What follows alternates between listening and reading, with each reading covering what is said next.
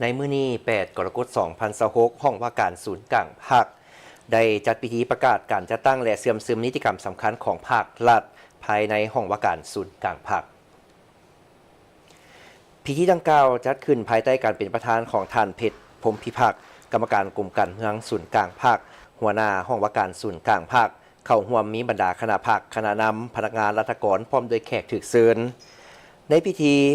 บรรดาผู้เข้าร่วมได้รับฟังการผ่านมติตกลงของคณะเลขาธิการศูนย์กลางภาคว่าด้วยการแต่งตั้งห้องหัวหน้าห้องว่าการศูนย์กลางภาคคณะเลขาธิการศูนย์กลางภาคตกลงแต่งตั้งสหายสมบัติเพ็งพระจันทร์เป็นห้องหัวหน้าห้องว่าการศูนย์กลางภาคข้อตกลงของหัวหน้าห้องว่าการศูนย์กลางภาคว่าด้วยการแต่งตั้งตำแหน่งบริหารให้รัฐกรห้องว่าการศูนย์กลางภาคหัวหน้าห้องว่าการศูนย์กลางภาคตกลงแต่งตั้งจำนวน3 ท่านคือท่านคำลาไซสมบัติหัวหน้าพระเนกขึ้นเป็นห้องหัวหน้ากรมท่านนางพันโนลาวงปัญญาหัวหน้าพระเนกขึ้นเป็นห้องหัวหน้ากลุ่มค้นคว้าสั่งรวมท่านนางศรีสมัยน้ำแก่นเท่าหัวหน้าพระเนกขึ้นเป็นห้องหัวหน้ากลุ่มค้นคว้าสั่งรวม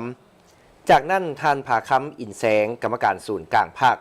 ห้องหัวหน้าห้องว่าการศูนย์กลางภาคได้ขึ้นผ่านบทสรุปการก่อสร้างหน่วยพักปลอดใสเข้มแข็งนักแน่นและทิศทางแผนการประจำปี 2026ทั่วองค์คณะพักห้องว่าการศูนย์กลางภาค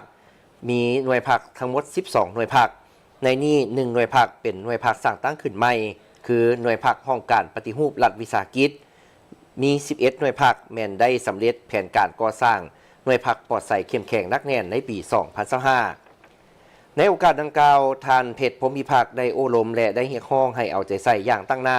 เพิ่มทวีการเฮ็ดเวียกการเมืองแนวคิดภายในหน่วยให้มีความนักแน่นสร้างความเป็นเอกภาพภายในให้มีความเข้มแข็ง